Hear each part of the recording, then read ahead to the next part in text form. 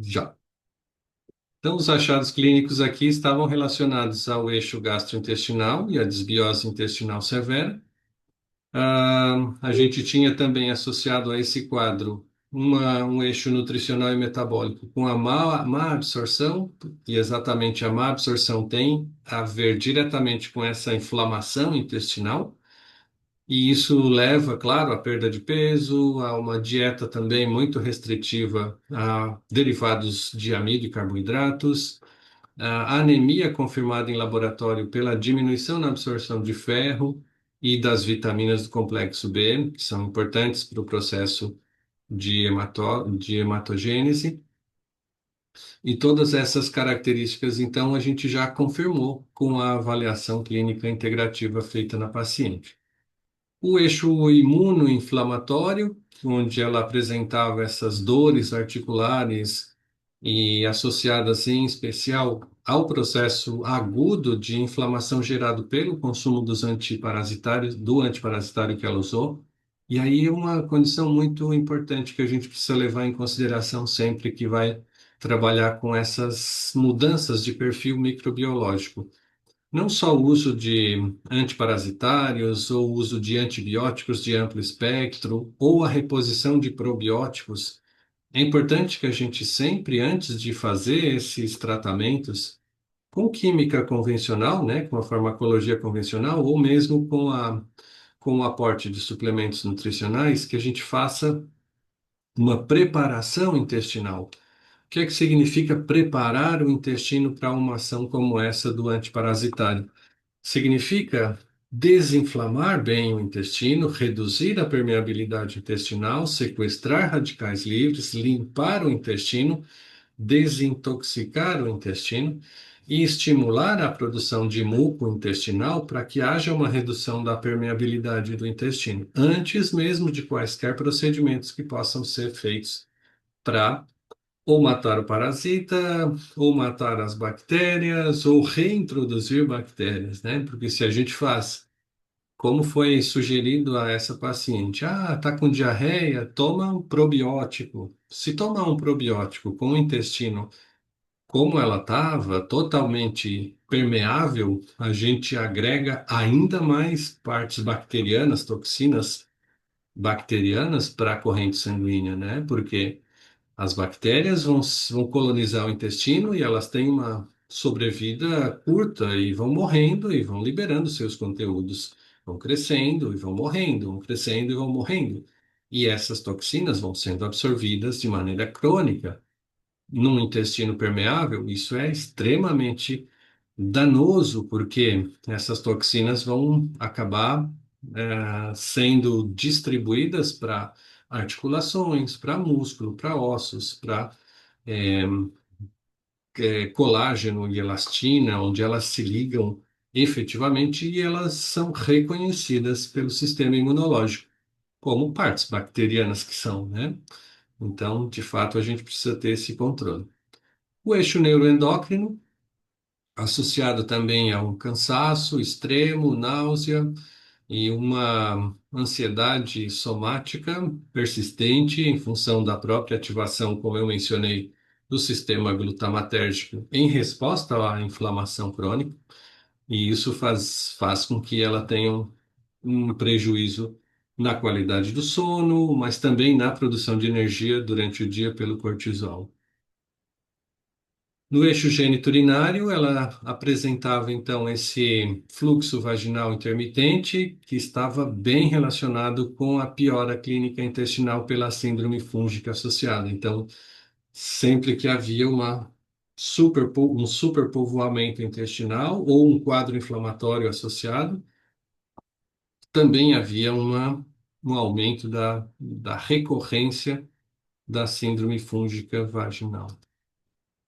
Os exames de laboratório, ela tinha, então, perfis relativamente uma pessoa jovem, né? Ela tinha um estilo de vida até o, o episódio clínico relativamente saudável, mas ela já apresentava mudanças de perfil comportamental em termos de ácido úrico, mas fundamentalmente o que estava pior nela era realmente a capacidade de absorção de ferro, estava então com a ferritina em 21, a vitamina B12 com 282, sendo que o regular, o fisiológico para pessoas saudáveis parte de 500 a 980. Obviamente, essas duas condições já são características de um processo de baixa absorção intestinal, né, associado à inflamação, como ela estava apresentando. Ela já estava com uma energia tão baixa, uma falência, uma desnutrição tão alta nas células que, inclusive, o sistema de produção de células de defesa estavam com níveis muito mais baixos. E apresentava também o que é uma característica das verminoses e ou alergias alimentares tardias, uma eosinofilia acima de 2,9. Só não está mais alta essa eosinofilia porque ela tem níveis muito baixos de leucócitos totais. Então, certamente ela teria um volume de eosinófilos muito mais altos, muito mais elevados.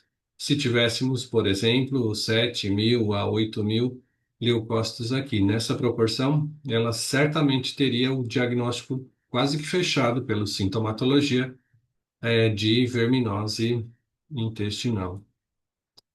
Em termos do seu perfil e do aproveitamento do ferro absorvido, ela estava com eritrócitos em 3,5, muito abaixo do ideal, já indicando então uma anemia, com uma hemoglobina que usa basicamente o ferro, né, como elemento-chave principal, um átomo de ferro e quatro subunidades para gerar a hemoglobina, que são capazes de transportar o oxigênio para todos os nossos tecidos, né?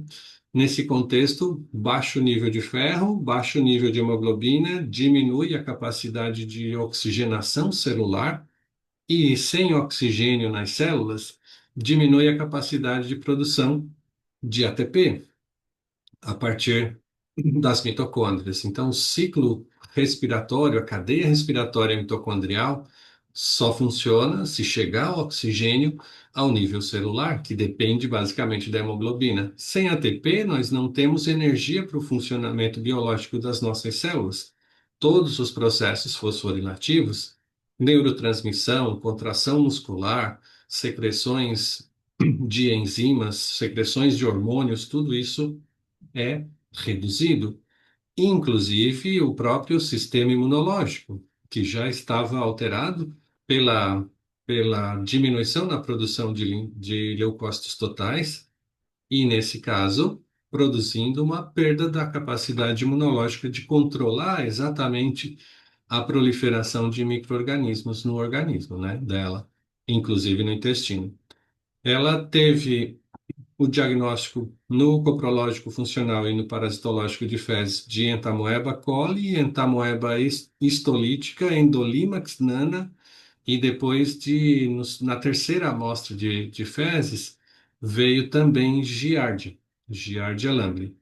Ela tem, né, na verdade, tinha naquela época em que foi avaliada um conjunto de parasitas que, apesar do uso do Anita, que ela não conseguiu dar sequência pela própria condição diarreica que gerou o processo da Anita, do Anita, né, fez com que ela interrompesse o tratamento e não deu sequência pela própria inflamação crônica que foi gerada.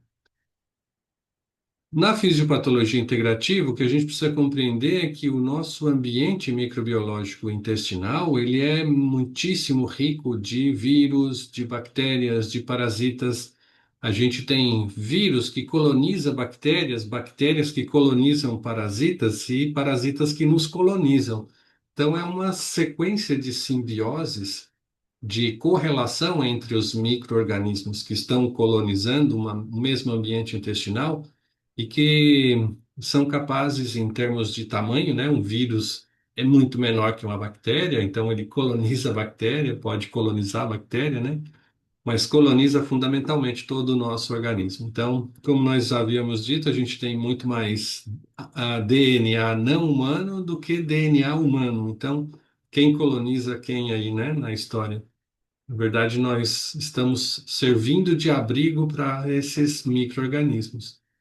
Na grande maioria das vezes, são micro-organismos comensais, nos auxiliam em vários processos, inclusive no processo digestivo. A gente fabrica vitamina K2 a partir da microbiota intestinal.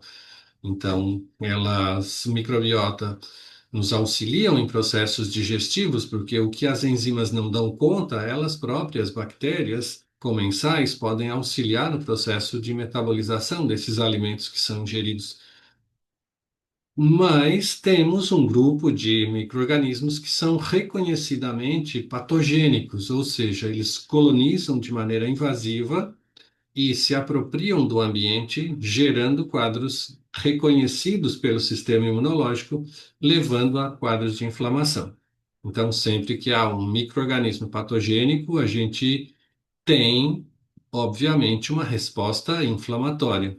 Quando essa resposta inflamatória não dá curso, não dá conta de eliminar o agente causal e recuperar o tecido, há um recrutamento de linfócitos para o ambiente intestinal, e esse recrutamento de linfócitos faz com que haja a apresentação de antígenos através dos macrófagos residentes, sensibilizando ou fazendo geração de anticorpos contra a presença desses micro-organismos. O que a gente tem aí? Uma resposta imunológica, que é a nossa arma mais poderosa de controle do crescimento dessas bactérias. A gente mantém uma atividade de reconhecimento de padrões apresentados, padrões proteicos ou padrões moleculares apresentados pelos micro-organismos que são imediatamente reconhecidos por receptores presentes nessas células sentinelas, que são os macrófagos residentes na cavidade intestinal, na mucosa intestinal, são capazes de, em reconhecendo, imediatamente fagocitarem ou apresentarem para o sistema imunológico. Quando eles dão conta, quando eles fazem fagocitose, tudo bem, o elemento microbiológico é destruído, fagocitado e eliminado.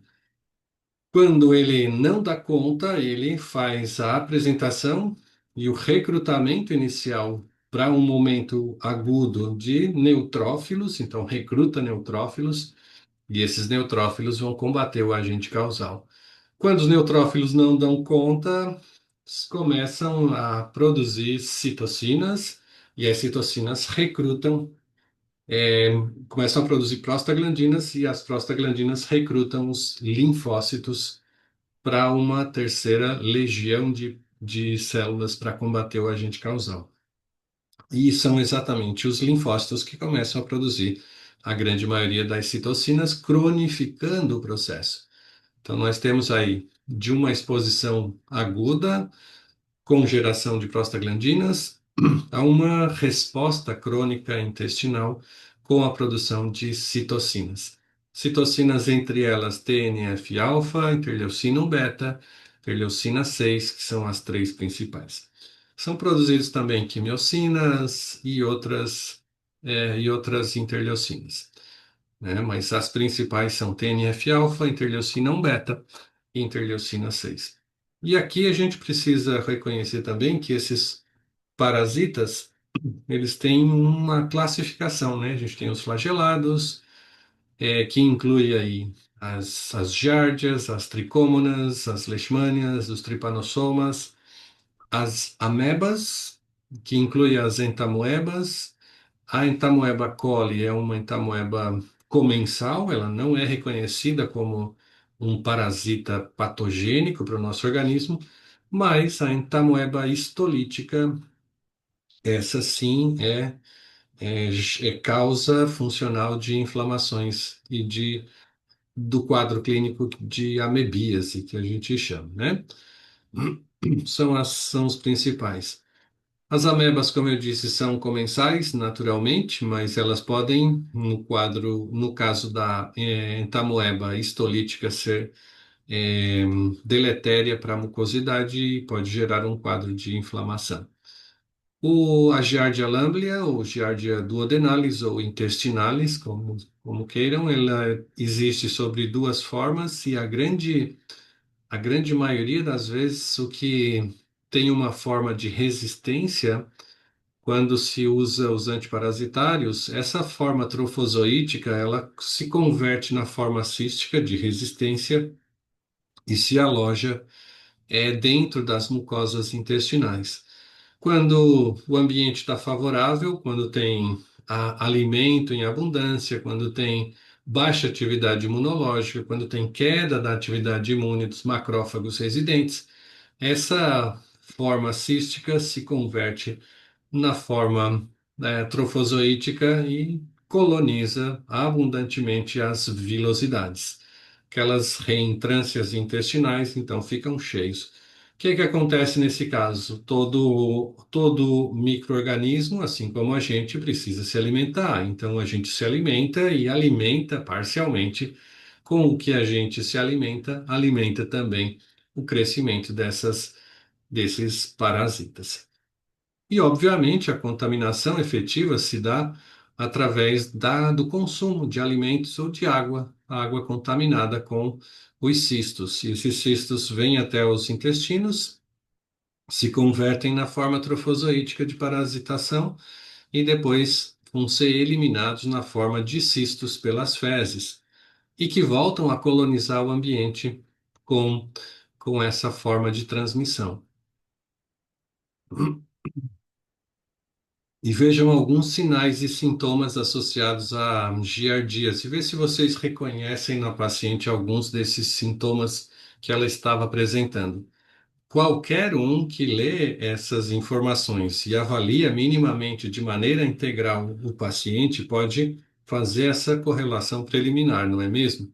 Ela apresenta, então, depois da contaminação pela giardíase, irritação, inflamação do duodeno jejuno, diarreia aquosa crônica, fezes aquosas semissólidas ou esteatorreia com elementos graxos acumulados, um mal-estar geral, fraqueza, perda de peso, cãibras intestinais, abdominais, contorções abdominais, inchaço ou distensão abdominal.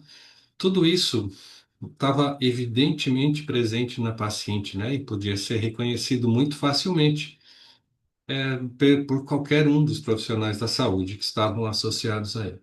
Quando a gente está falando também de disbioses intestinais, a gente precisa levar em consideração que, como nós estávamos mencionando no início da atividade, da aula de hoje, os alimentos carregam consigo um conjunto de micro-organismos. Então, essa ingestão de alimentos que são transformados em bolo alimentar pelo ato da mastigação e pela mistura mecânica também com toda a microbiota da cavidade oral, elas são transportadas efetivamente pelo nível esofágico até o estômago.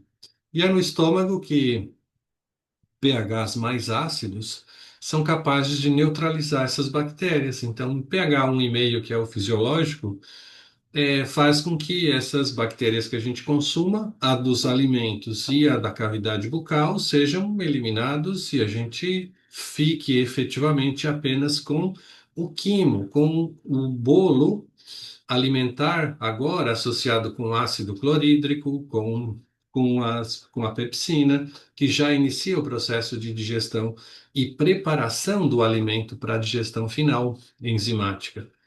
E é exatamente esse quimo que passa do estômago para os intestinos, onde a gente tem a absorção dos nutrientes e o que sobra são efetivamente descartado na forma de bolo fecal e de fezes.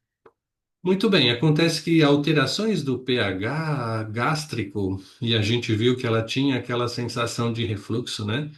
Aquilo era uma sensação de percepção de acidez pela reação esofágica ao aumento da contratilidade estomacal era um indicativo de uma síndrome ou por uma hipocloridria ou por uma perda funcional, uma função hipossecretora que a gente chama. Função hipossecretora significa que ela tem baixa capacidade de secretar ácido e baixa capacidade de secretar enzimas digestivas. Com isso, por quê, né? Por que que ela tem essa baixa capacidade? Nesse caso, é porque ela tem uma baixa capacidade de produzir energia. E toda a secreção enzimática e ácida depende fundamentalmente de fosforilação. Se ela tem baixo nível de ferro, tem baixa ferritina, tem baixa hemoglobina, tem baixa oxigenação dos tecidos, essa baixa oxigenação também chega ao nível das glândulas. E essa diminuição da capacidade de produzir energia reduz a capacidade secretora nesse caso da paciente. Significa que o pH, que deveria ser 1,5, não é, não é. Ele deve estar em torno de 3, 3,5. Significa então que unidades formadoras de colônia bacterianas vão ser transportadas para o intestino de maneira íntegra. E aí temos uma disbiose. Por isso que a gente intitulou o quadro clínico de hoje como parasitose, inflamação intestinal, associada com síndrome fúngica e também com disbiose intestinal. Então, certamente, seguramente, a paciente tem disbiose, tem síndrome fúngica, além da parasitose por Giardia e Entamoeba. Tudo isso aumenta a toxinemia, que faz com que ela tenha inflamações subclínicas persistentes. Desculpa. E a gente sabe que, Professor, pois não? Oi, desculpa interromper. Como não oi. ficou gravado, não ficou assim, não. Eu queria só saber se dava para o senhor repetir só essa questão do refluxo quando a paciente está com hipocloridria, né? Essa Sim. sensação de queimação, Aham. para ficar registrado, foi super importante essa explicação, né? Sim, sem dúvida, Diana. Veja bem, quando a gente está falando em percepção do paciente, é a sensação que ele tem em relação ao que ele está avaliando, se autoavaliando, né? Quando a gente coloca uma gotinha de ácido numa solução, ele gera um pH. A gente bota mais ácido, mais hidrogênio ionizável é liberada e mais baixo fica esse pH, mais ácido fica esse pH. No caso do paciente com quadro de hipocloridria, significa que ele está botando menos ácido clorídrico no ambiente aquoso gástrico. Essa condição obriga uma resposta para fazer a pré-digestão dos alimentos, especialmente as proteínas, obriga o paciente a melhorar o movimento peristáltico para misturar mais efetivamente o ácido que é secretado, assim como a pepsina que é secretada, pepsinogênio e depois que se converte em pH ácido em pepsina para fazer a pré-digestão dessas proteínas. Então, se nós temos uma baixa secreção ácida, a tendência natural é que o movimento peristáltico estomacal seja mais intenso. Isso faz com que o esfíncter esofágico secundário, que é aquele que liga o esôfago ao estômago, possa sofrer com os movimentos peristálticos um movimento retrógrado desse conteúdo é ácido, né? Não é tão ácido quanto deveria para produzir a pré-digestão, mas ainda assim é ácido, porque ele continua secretando ácido clorídrico, só que não na mesma proporção. E como esse esôfago não tem uma capa protetora como tem mucoide, como tem o ambiente gástrico, qualquer acidez que seja conduzida à região esofágica gera uma ativação da percepção de receptores de dor. Receptores, em especial, as fibras sensoriais do tipo C, que são sensíveis a pHs mais ácidos e às temperaturas. Olha que interessante. Significa então que o ácido ativa esses receptores é, receptores nas fibras sensoriais do tipo C, que são chamados receptores vaniloides, e esses receptores vaniloides disparam um mecanismo de percepção de dor em queimação. Dor em queimação, que é o mesmo que a gente sente quando bota pimenta na língua ou bota uma pimenta nas mucosas, não dá aquela percepção de sensação de queimação. É o mesmo conjunto de receptores que são ativados pela capsaicina, que está na pimenta, que geram essa ativação das fibras sensoriais do tipo C e são percebidos lá no sistema nervoso central, na região hipotalâmica, como, como dor em queimação. Então é isso que acontece. Baixo nível de secreção ácida, aumenta peristaltismo gástrico, refluxo gastroesofágico, percepção de sensação de dor em queimação no esôfago. E aí, o dimensionamento de onde é a dor para o paciente, comi, não fez bem, deu azia, deu sensação de pH ácido, né, de acidez mais alta nessa região, ok? Entendi.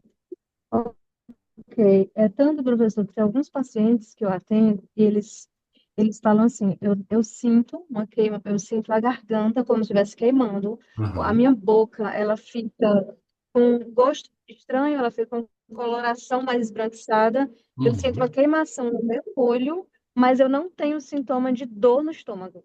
Uhum. É, porque a dor é epigástrica, é na parte superior do estômago mesmo, né? Como o Exatamente. dimensionamento até onde é esôfago e aonde começa o estômago para o paciente que é leigo, né, nem sempre é muito definida, ele sente dor epigástrica, que é bem na porção final do esôfago, pela abertura, pelo movimento peristáltico produzido, pela abertura do esfíncter esofágico secundário, que é o segundo esfíncter que leva o bolo alimentar para dentro do estômago. Profesor, le pregunto, ¿esos esfínteres también no están regulados por diferencia de pH? Sí, también es, así es, cuando aumenta la secreción ácida, en general tenemos Claro, una, se cierra, se cierra todo este esfínter para evitar la, claro. el, cuando se vuelta el pH del estómago para la región esofágica, pero con el movimiento peristáltico muy fuerte, seguramente tenemos prejuicios funcionales en que se cierre totalmente el esfínter. Claro, pero a lo que voy es, si tiene poco ácido en el estómago, también Ah, va a contribuir a que no se cierre bien digamos, exactamente, bien. exactamente este es el efecto Le percibido. pre- Ujú. si en ese caso uno hace un preparado y le Ajá, agrega pepsina, si la persona por más que no tenga, que sé yo, tenga un pH 4 y yo le ajá, agrego pepsina, un extracto digamos, junto con cúrcuma, con gorosa y esas cosas, ajá. ¿se activa Genial. igual con la pequeña cantidad o sea, sirve esa pepsina? Sí, tenemos en verdad dos efectos relacionados con la predigestión de las proteínas, Liliana. El primer de ellos es una predigestión química, es la acción de este ácido sobre las estructuras terciarias de las proteínas. Ujú. Entonces se rompe todas las estructuras terciarias por acción del ácido. La ruptura de estas estructuras terciarias en las proteínas favorece que la pepsina introduzca sus sitios activos para la digestión de estas proteínas. En general, en proteínas que ya lo tiene una cadena más abierta para hacer entonces la preparación de estas proteínas para que las proteasas y después las peptidasas puedan ingresar sus acciones y cambiar las estructuras de los péptidos en unidades nutricionales de aminoácidos disponibles para la absorción. Entonces, tenemos bajos niveles de secreción ácida. Tenemos el prejuicio también de las acciones de la pepsina para hacer la preparación de las proteínas. Entonces, en verdad, lo que debes agregar a esta formulación son plantas amargas que mejoran, garantizan mejor la secreción tanto de ácido a nivel del estómago, cuanto de las enzimas digestivas a nivel de del páncreas para la digestión enzimática en Y los... en ese caso, betaína no ayuda también.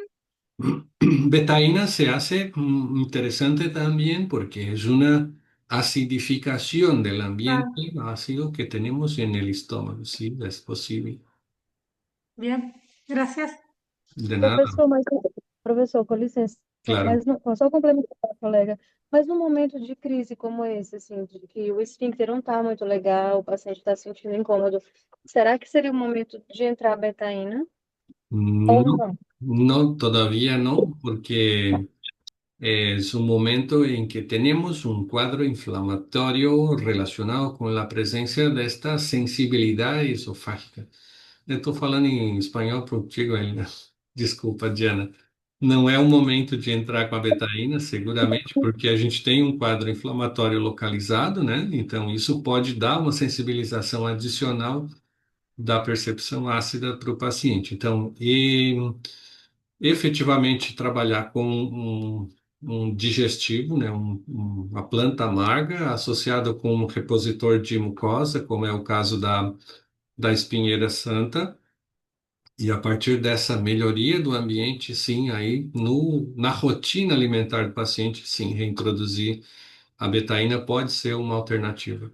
Mas fundamentalmente a mim me encanta mais as plantas amargas do que propriamente a betaína, que só muda o pH sem ter nenhuma outra atividade biológica sobre o ambiente gástrico, né? Professor, e aí, só para complementar, quando o paciente está nessa situação de hipocloridria e também já não tem mais a vesícula, tem dificuldade mesmo de absorção dos alimentos que são mais gordurosos, a digestão desses alimentos, como é que a gente trata? A gente pode, de duas maneiras, usar sais biliares na reposição enzimática, faz a reposição de enzimas digestivas associadas com sais biliares. Isso ajuda na própria emulsificação mecânica e química no intestino do paciente. A gente costuma fazer essa prescrição em cápsulas gastroresistentes para que aconteça a liberação ao nível intestinal, né? E não sofra a ação ácida do estômago no trânsito desses sais biliares. Fundamentalmente, esse é o primeiro dos mecanismos. A gente pode também fazer a ativação, com plantas que são hepatoestimulantes, incluindo as plantas amargas também, que melhoram a capacidade colagoga e colerética, né? Colagoga e colerética, que aumentam a produção de sais biliares de bile, em especial no fígado. Já que ele tirou a vesícula, normalmente se faz uma conexão direta do fígado para o intestino. Então, ele continua produzindo e liberando, só não tem a vesícula para estocar e concentrar aí a bile nesse ambiente. Mas os sais biliares continuam sendo produzidos no fígado e liberados persistentemente no intestino. Por isso que a gente pode consumir as gorduras, sim, em concentrações mais baixas, porque a quantidade que é liberada de sal biliar, de sais biliares e bile no intestino é menor do que aquelas que que ficariam concentradas na vesícula biliar e que seriam liberadas maciçamente durante o consumo de altos níveis gordurosos, né, nos alimentos. Mas a gente só faz essa reposição, professor, se o paciente estiver descrevendo sintomas de dificuldade de digestão dos alimentos, né? Porque como ele Uhum. removeu, não precisa ficar repondo sempre, não é interessante repor sempre, a não ser que, eu estou bem, faço Uhum. bem, não tenho queixa nenhuma, então não vou repor, né? Não tem Não, sentido. exatamente. O mais fisiológico possível é o melhor dos cenários, né? Trabalhar com o menor grau de reposição é o melhor dos cenários. Se ele se adaptou a essa retirada da vesícula, o consumo de alimentos gordurosos dele foi controlado, eventualmente ele consome algo mais, e aí, nesses casos, dá um quadro de diarreia lipídica gordurosa. ele vai perceber e vai estabelecer o quanto ele pode comer, né, pela própria experiência de autoavaliação, o quanto ele pode comer de fato de gorduras. E é isso. Obrigada. Professor, professor, Sim? Oi, Joyce, pois não? bom, tudo bem? Com relação a esses sais biliares, né? Hum? Tem uma dosagem, por exemplo, para quem retirou a vesícula, que é mais indicado, e o Tem. excesso, como é que funciona esse excesso, se a pessoa toma mais do que ela precisa? Tem doses fisiológicas, né? É como se a gente repusesse o que tem de concentração lá na vesícula. Tem uma formulinha bem interessante, se quiseres, depois a gente pode estar disponibilizando no formulário de, no formulário de fitoterapia do sistema digestório. Tem, nos protocolos do sistema digestório tem essa fórmula. Posso te disponibilizar. Ah, quero sim, professor, porque Uhum, eu vejo muita gente procurando tomar, uhum, assim, mas não tem uma noção de quanto pode, né? uhum. E aí você pergunta se a pessoa está digerindo, sei lá, sente algum desconforto, eu falo, não, só porque eu tirei a vesícula. É, mas não é uma necessidade, né? Não é uma Fundamentalmente não quer dizer que não tenha nada de sais biliares sendo produzidos. Muitas vezes o fígado dá conta nele, né, na própria capacidade colerética de produzir os sais biliares, se ele mantém um fluxo dinâmico de liberação desses sais para o intestino. E aí tudo que não é usado é reabsorvido para o organismo na forma de colesterol, porque os sais biliares têm como precursor básico o colesterol, né? Por isso que pacientes muitas vezes que fazem uso de estatinas, muitas vezes têm prejuízos digestivos de alimentos gordurosos também, né? Porque diminui a produção de colesterol no organismo e as baixos níveis de colesterol, diferente do que muitos cardiologistas e outros médicos falam, baixos níveis de colesterol trazem empecilhos bioquímicos incríveis para o organismo.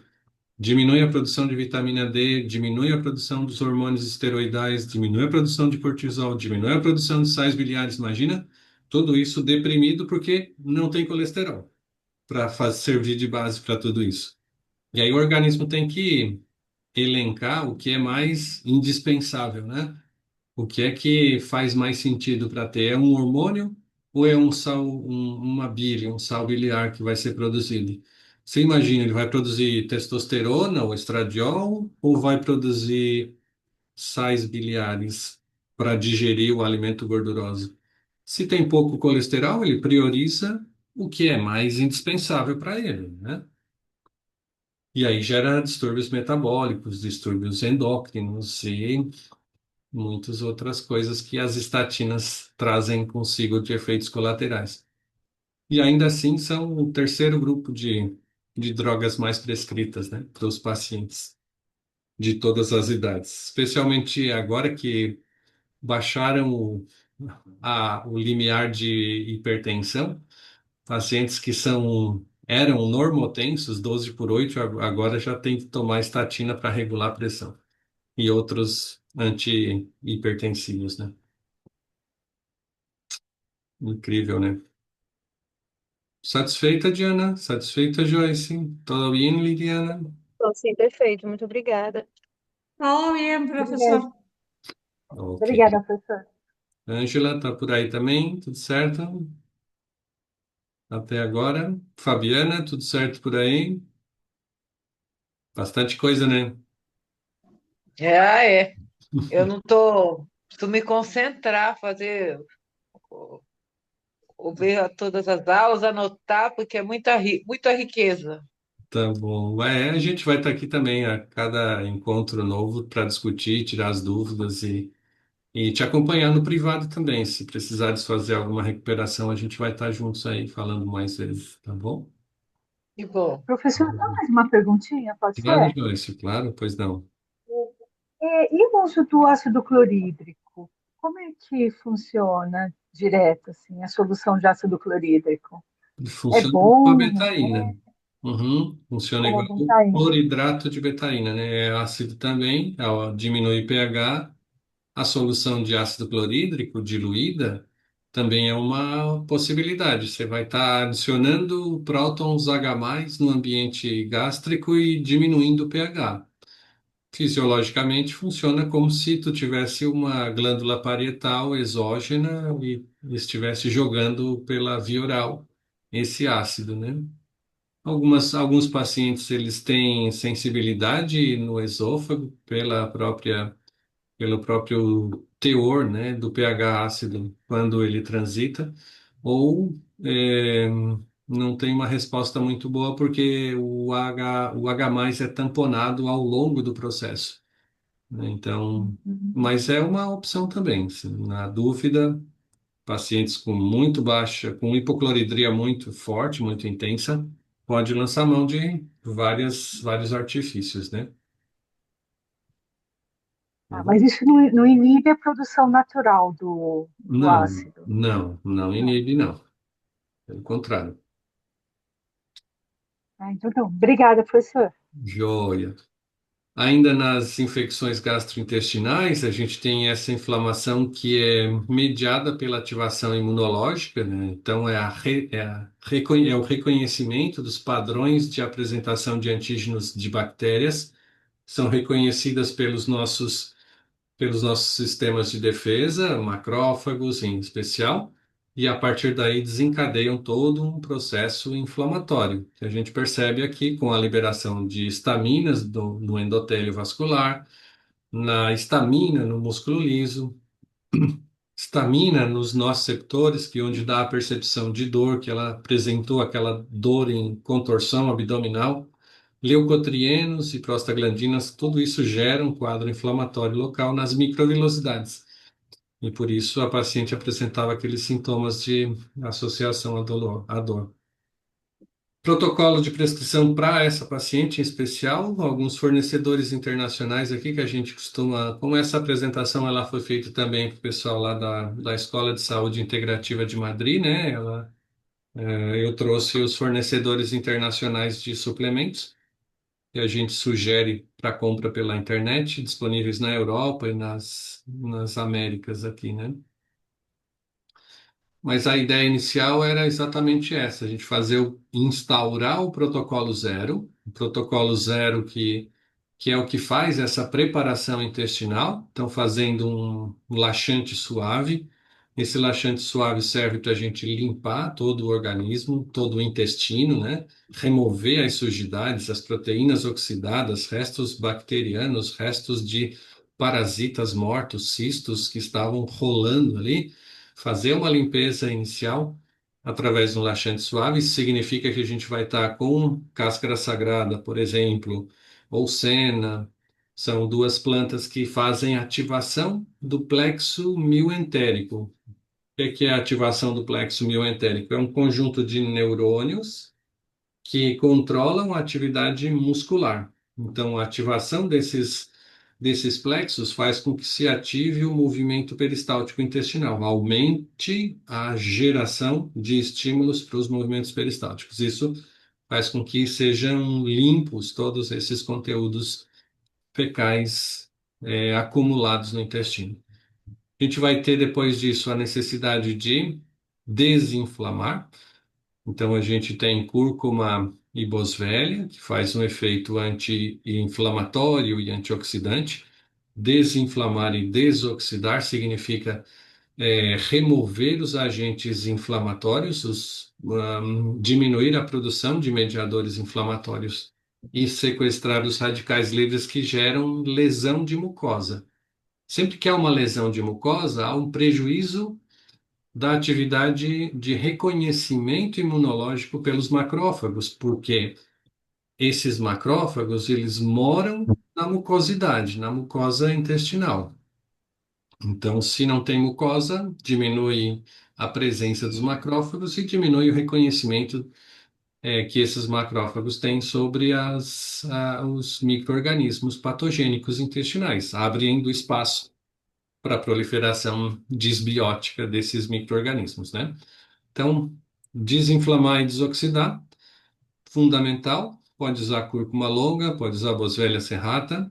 Depois, reepitelizar as mucosas, podendo começar com a Cinares colimus, com a Maiteno silicifolia, Cilium mariano, a gente controlando então estômago, vesícula e fígado, melhorando o sistema de digestão e reorganizando a mucosa intestinal.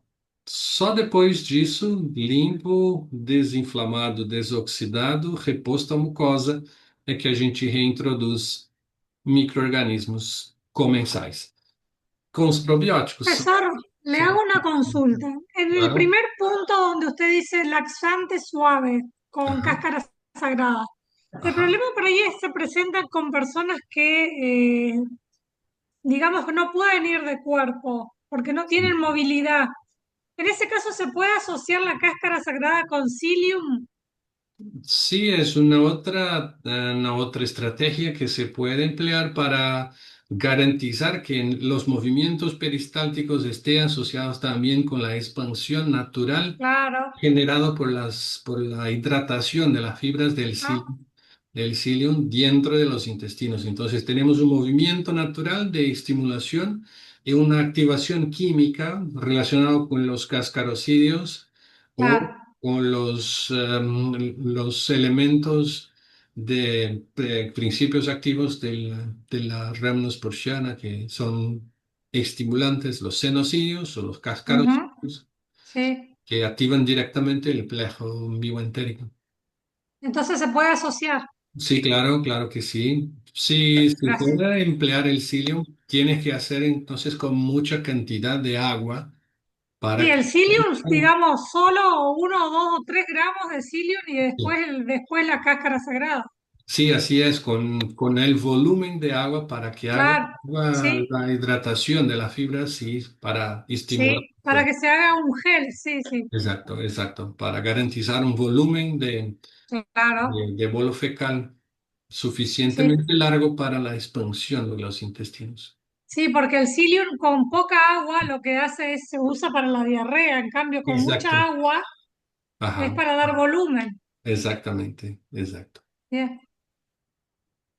Então, só depois se colocar os probióticos que vão ter um controle natural, fisiológico, né? Porque a gente vai ter, então, o crescimento agora natural das bactérias comensais, que não são prejudiciais, não são reconhecidas como bactérias patogênicas pelo sistema imune, silenciam o sistema imune, desinflamam, ajudam a desinflamar o organismo, porque elas não são ativadoras dos receptores de padrões bacterianos de ativação macrofágica. Então, como elas não têm esses receptores de ativação macrofágica, elas são reconhecidas, elas silenciam o sistema imune intestinal. Desinflama também, né, naturalmente, pela redução da sensibilidade imunológica.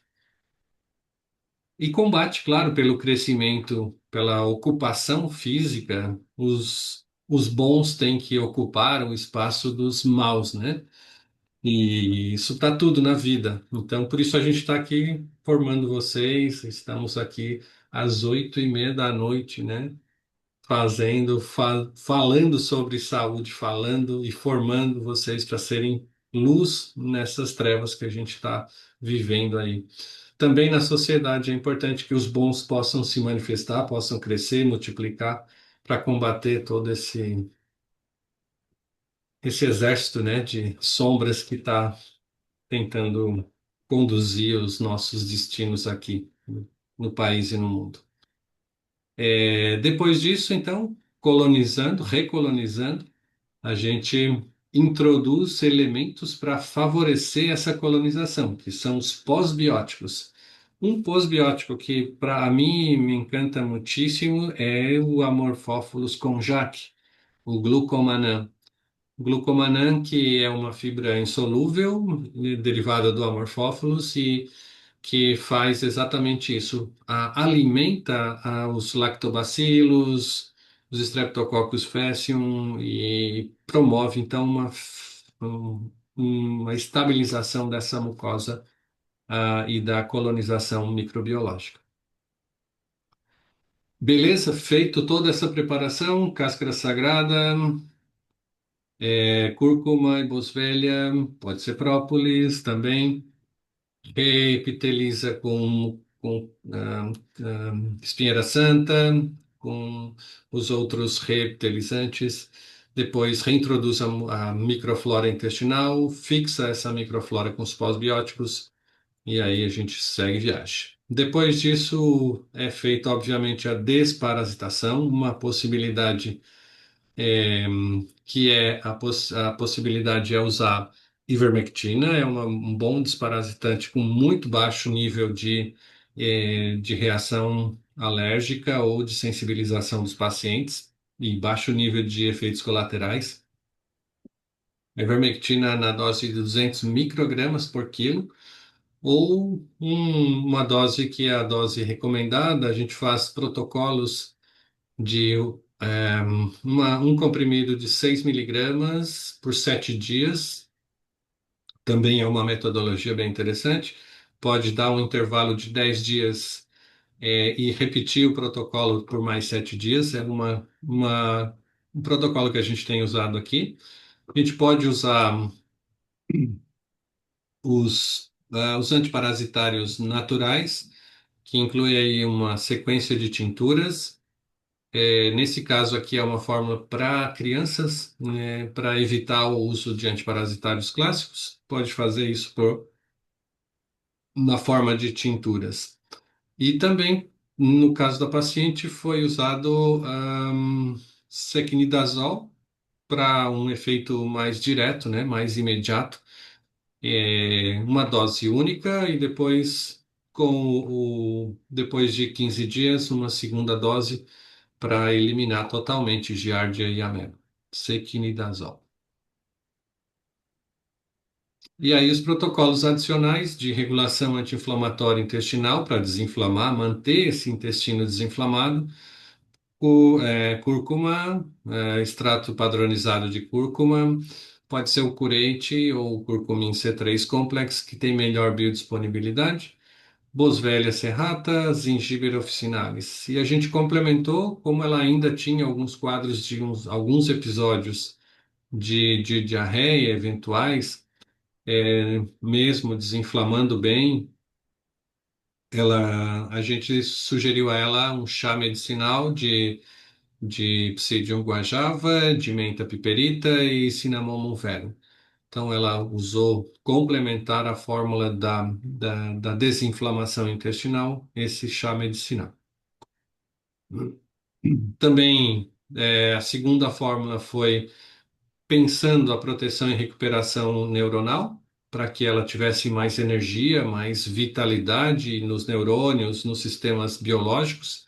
E a gente repôs, então, vitaminas do complexo B, a B3, a B6, a B12, e cofatores bioquímicos, coenzima Q10, fosfatidilcerina e colina, e selênio, magnésio e zinco.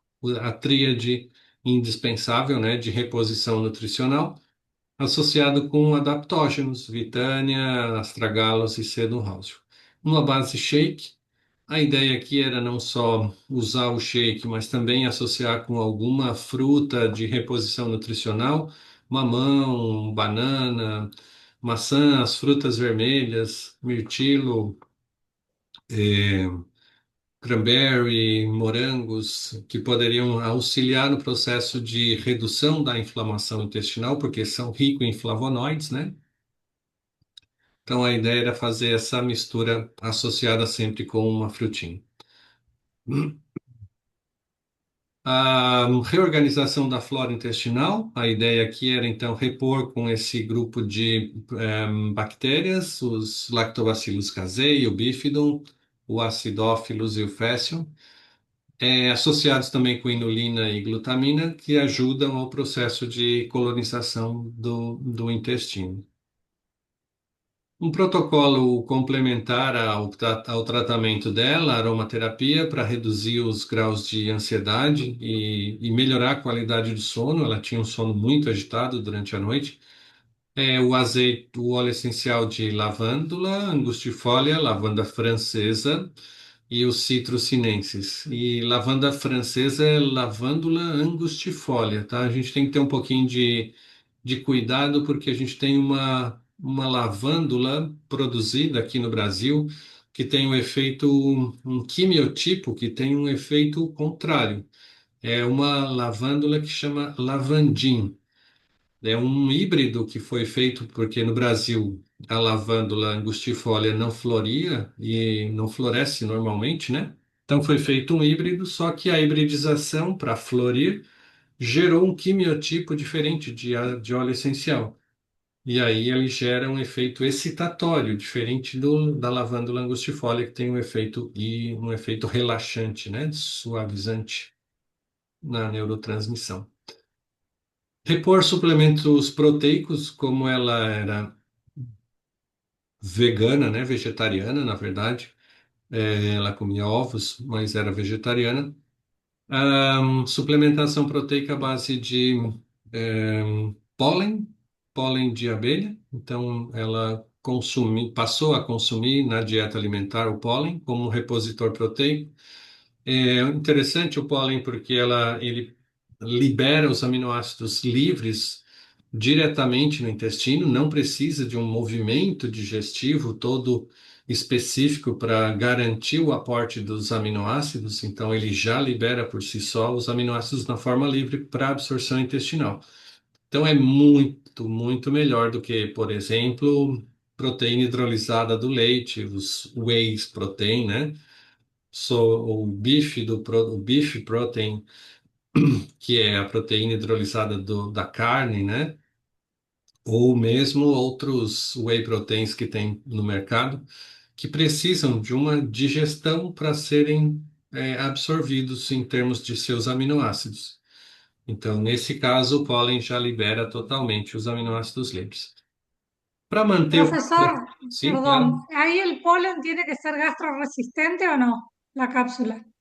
No, no es necesario, porque Ah, no, los aminoácidos no sufren hidrólisis en pH ácido, entonces es tranquilo para que tenga también la absorción intestinal a partir de la absorción de la ruptura de las cápsulas a nivel de los ambientes gástricos, no interfiere directamente en la función de la absorción. te hago una consulta. Si al polen se lo puede combinar con moringa y Ah, con los sí. aminoácidos esenciales para una persona que esté, digamos, como muy post-cáncer, digamos. Genial, genial, es muy buena combinación. La moringa es una planta muy llena de composición proteica, incluso Ora pronobis también es una otra planta, fenogrego, Bueno, Greco. fenogreco también es una otra plantita muy llena de aminoácidos libres que pueden ser empleados para la digestión, para la suplementación de pacientes que tienen bajo nivel de proteínas musculares, por ejemplo. Ujú. Sí, es una buena. Y para mantener la desinflamación intestinal, suplementamos aquí com ômega 3, padronizado nessa concentração de 360 de DHA e 540 de EPA. 1 grama por dia durante 60 dias. Resultado clínico na paciente, um período de tratamento de agosto de 22. Se a gente ainda permanece esse ano, ela teve só uma consulta de retorno, só para dizer que tinha voltado a comer carne, que abandonou o vegetarianismo e está bem, está fazendo maratona, está se divertindo, está feliz. E, mas naquele período de avaliação, depois dos 90 dias, foram 3 meses de tratamento, a recuperação gastrointestinal em todos os aspectos, não teve recorrência dos sintomas, melhorou, ganhou peso, ganhou massa muscular, sobretudo, melhorou daquela fraqueza e fragilidade, né, que ela tinha, generalizada, recuperou da anemia, porque passou a absorver, obviamente, com a desinflamação, com a redução da permeabilidade inflamatória intestinal, melhorou a absorção de ferro claro, todo o processo das vitaminas do complexo B, que são essenciais para a produção hematológica. E melhorou também do transtorno de ansiedade, que estava muito relacionado com o quadro inflamatório crônico subclínico que ela estava apresentando. Então, melhorou da inflamação, obviamente, também melhorou do quadro de ansiedade. Tanto que ela teve uma mudança também de emprego, foi para o exterior, voltou, foi viajar e aí está muito feliz. Abandonou o veganismo, o vegetarianismo, voltou a comer carnes é, e está por aí, muito feliz da vida. E aqui a gente tem o nosso curso, né? A propaganda do nosso curso. E a gente abre para as nossas dúvidas Professor, sobre o caso clínico. Sim? professor, eu gostaria de fazer duas perguntinhas, certo? As duas Claro. últimas eu não vou perguntar hoje. Não, tá Tá ótimo. assim. A gente precisa dessa Professor, participação para dar dinâmica na aula. eu queria saber do senhor qual a sua experiência, as suas leituras, porque hoje a gente já vê alguns estudos de análise de tumores, né, Uhum. oncológicos, e naquela região ali analisada, eles já encontram presença de parasitas. E Aham. aí estão prescrevendo febendazol, Tem ivermectina, pensando Febendazol, na redução da ivermectina. carga parasitária para que o sistema imunológico possa também melhorar a atuação ali no combate ao tumor. Essa é uma. A outra como é que seria uma solicitação de exame que pudesse englobar uma pesquisa mais ampla dos parasitas, né? Uhum. De pegar um espectro maior de parasitas para a gente realmente saber qual é aquele que está afetando o paciente, tá bom? Uhum. Perfeito. Em relação aos antiparasitários no tratamento de câncer, o que de fato acontece, Diana, e eu passei a usar também o protocolo da ivermectina associada ao própolis, ao citoprópolis, em função dos estudos de eficácia que estavam aparecendo, né? E especialmente eficácia clínica dos pacientes. O que acontece de fato é que a ação é muito menos antiparasitária do que o próprio mecanismo de ação da droga sobre as mitocôndrias, diminuindo a produção mitocondrial de energia. Como as células tumorais dependem fundamentalmente pela velocidade de crescimento de uma alta atividade mitocondrial, ter ideia, uma célula tumoral tem 700 vezes mais mitocôndrias que uma célula normal. Óbvio, né? Porque ela multiplica 7 vezes mais rápido, 10 vezes mais rápido, dependendo da invasibilidade, da capacidade de invasão que ela tem. Ela multiplica muito mais rápido do que as células normais. Para ela multiplicar, ela precisa de ATP. ATP fundamentalmente é produzido em mitocôndrias, a partir de glicose e oxigênio. Para ela receber glicose e oxigênio, ela precisa aumentar a circulação sanguínea local. Quando a própria inflamação que ela gera no ambiente, fazendo aumento da permeabilidade vascular, aumento do fluxo sanguíneo nessa região tumoral, não dá conta, ela própria, célula tumoral, passa a expressar VGF, Vascular Growth Endothelial Factor, fator de crescimento do endotélio vascular, que faz neoangiogênese, hein? Aumenta ainda mais o fluxo de sangue para a região tumoral, para garantir o aporte de energia para as mitocôndrias dela produzirem ATP e produzirem multiplicação celular.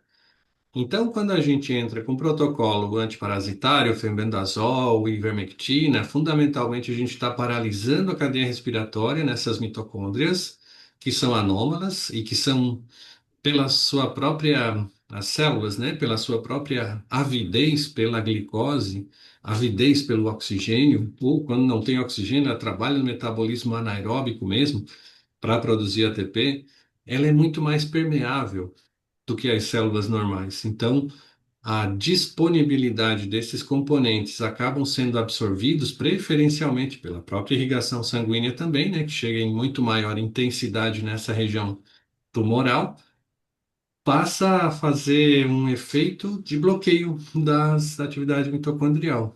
E aí a célula passa a ter muito menos energia. Menos energia significa menor velocidade de multiplicação. Menor velocidade de multiplicação significa restrição da expansão tumoral, que é o que leva à destruição dos ambientes peritumorais pela produção de radicais livres associados a essa atividade mitocondrial. Então, diminui a extensão da lesão inflamatória, reduz naturalmente a inflamação local, diminui o aporte de nutrientes, diminui progressivamente a capacidade do tumor de expandir. E se ele não expande, ele morre. Sem mitocôndrias, sem ATP, sem energia, ele entra em apoptose. Ele não suporta, a ausência de energia. E é mais por esse Profesor, mecanismo do que usted propriamente dijo uma ação antiparasitária. que, que había un protocolo que usted había visto, no sé, es lo que entendí, un protocolo entre ivermectina y propóleo. Así es para el tratamiento de los pacientes con cánceres y exactamente para disminuir la capacidad de las células tumorales de expandirse, porque las células tumorales necesitan de muchísima Sí, energía. sí, eso entendí, sí, eso entendí. Perfecto. Lo que no me había quedado claro si usted Sí. había asociado las dos cosas y la ivermectina ahí en qué concentración. Una cápsula de 6 miligramos por 7 días sucesivos y después con un intervalo de 10 días y después repetimos por más 7 con 10 días de intervalo y más 7 días con 21 días de ivermectina asociado con el propóleo en dosis más altas como Sí, que el tres 750. sí, tres cápsulas por vez, por 3 a 4 veces al día. Bien, Entonces, son dosis más altas que claro. posibilitan por la permeabilidad de las células tumorales hacer un mecanismos intracelulares.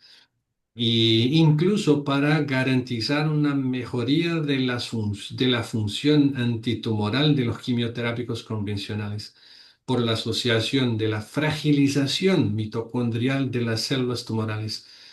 El efecto de los quimioterápicos son muy más efectivos do que solamente en el tratamiento convencional.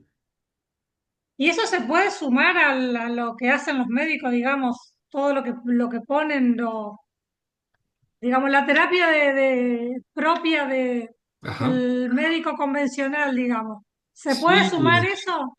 claro que sí. Entonces tenemos el uso de la cisplatina como Ajá, quimioterápico, los vincristina, vinblastina, todos los quimioterápicos convencionales, que tiene como ujú, objetivo principal inducir la apoptosis en las células sí, tumorales. Pero si empleamos mecanismos de fragilización mitocondrial para las células tumorales, claro. el efecto es mucho más Más rápido. efectivo, más rápido, claro, todavía.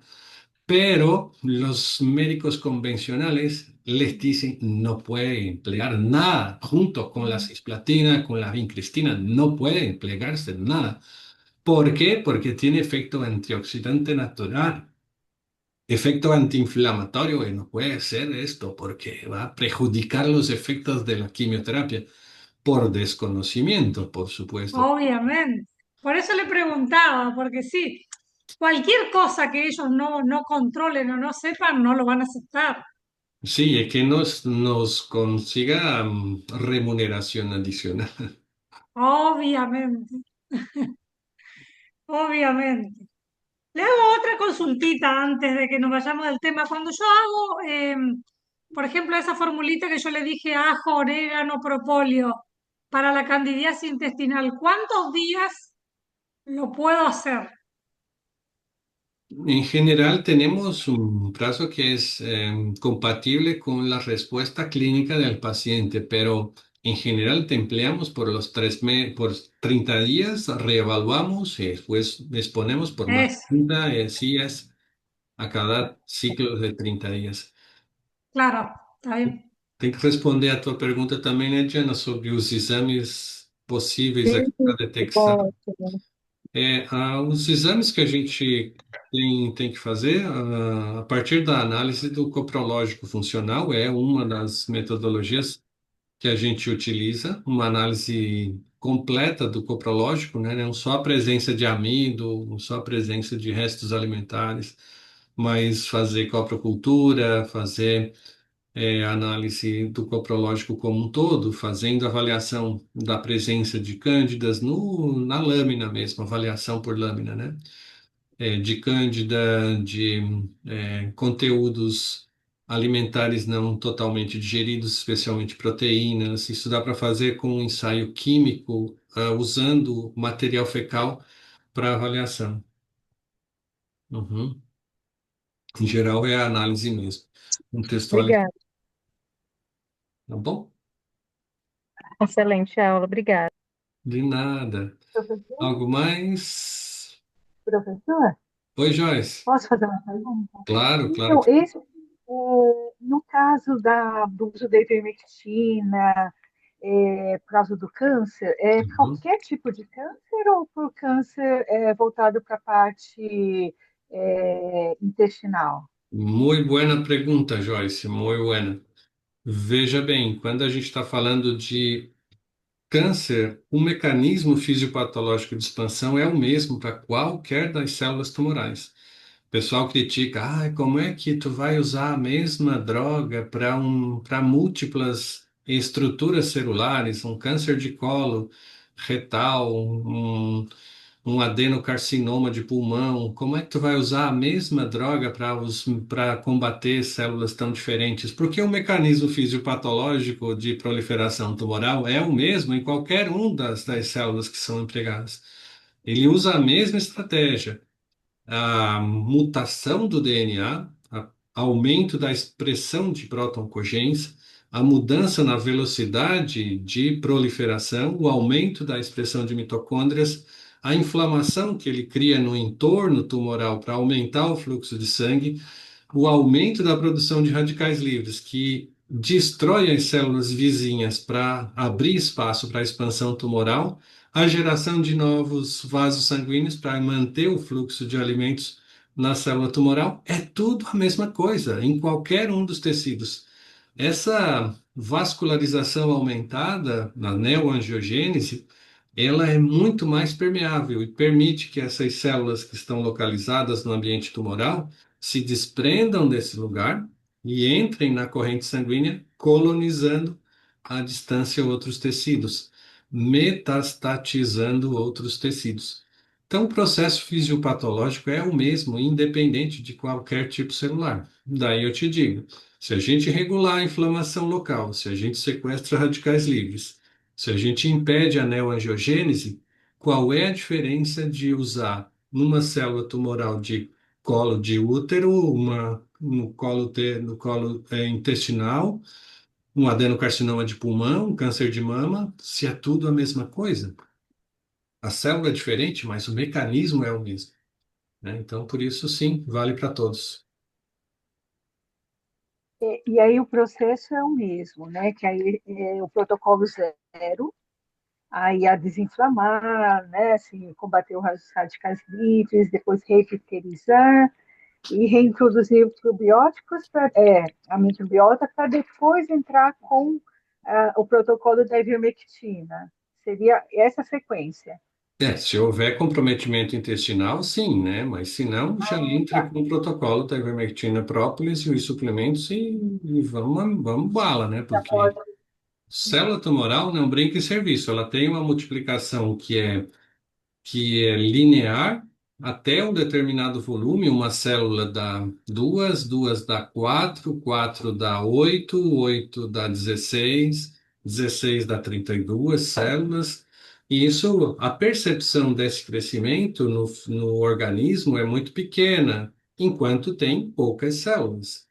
Aí chega um momento que esse crescimento geométrico passa a ser muito impactante para o tecido onde ele está crescendo. E aí começam a aparecer lesões celulares, perda da função do órgão, marcadores bioquímicos carcinogênicos que começam a aparecer na corrente sanguínea, e a partir daí a gente tem um processo em si, né, que é detectado pelos oncologistas que não nos deixam usar outras coisas quimioterápicos, são os radioterápicos. Então, ¿está bien? Professor, boa noite. Oi, Agora eu Ângela. consegui falar, que na hora que você Opa, falou, não, coisa não boa. quis funcionar meu microfone. Que bom. Eu sei que a pergunta que eu vou fazer pode prolongar, depois eu continuo no grupo de WhatsApp. Tá bom? Mas na doença de Crohn, né, que é de Uhum. uma doença inflamatória, intestinal, Autoimune. autoimune, né? Seguiríamos a mesma linha para o tratamento como foi passado para essa paciente? É uma estratégia, sabe? A gente precisa ver qual ah, a origem inicial do processo de sensibilização das células intestinais. Em geral, é o mesmo processo de sensibilização que eu mostrei: permeabilidade intestinal, LPS absorvido, só que em vez de ele ir para a articulação gerar artrite, para a tireoide gerar tireoidite, para o sistema nervoso central gerar Alzheimer, para outros órgãos gerar, para o sistema neuronal periférico das fibras gerar fibromialgia, ele vai para o próprio intestino e ele coloniza esse intestino e é reconhecido agora as células intestinais do intestino grosso como células que contêm bactérias e aí o sistema imune responde contra essas essas células, gerando a resposta autoimune no Crohn. Em grande parte, esse mecanismo de agravamento sintomático no Crohn, ele tem relação direta com picos de ansiedade. Então, a gente precisa, sim, desinflamar, primeiramente, repor mucosidade, sim, para reduzir a permeabilidade intestinal, fazer todo esse protocolo. E, ao mesmo tempo, controlar a percepção de estímulos estressores, que é o gatilho disparador do processo de comprometimento funcional adicional no Crohn. Mas sim, o processo é basicamente o mesmo. Não, perfeito. É porque a primeira opção dos médicos né, Glicocorticoide. tradicionalmente é corticoide, imunobiológico, Isso, e eu estou com o caso de uma paciente que o tratamento não melhora, né? claro Porque que acaba não. tratando só sintomas. Uhum. Mas tá ótimo. Obrigada. Se quiser depois compartilhar no privado, a gente estuda a paciente juntos e te dá sugestões aí. Perfeito, tá bom. Obrigada, professor. Joia. Bueno, entonces creo que estamos listos para finalizar nuestra presentación de hoy. Muito obrigado pela presença Gracias, de vocês. gracias. Hasta Obrigada, Feliz luego. Natal a Tchau. todos. Feliz Natal, Boa nosso último noite. encontro do ano, né? Então, tenham boas festas, paz e luz para todo mundo. Beijo grande. Boas festas, Obrigada. professor. Boa Muito festa Gracias para obrigada. todos. igualmente.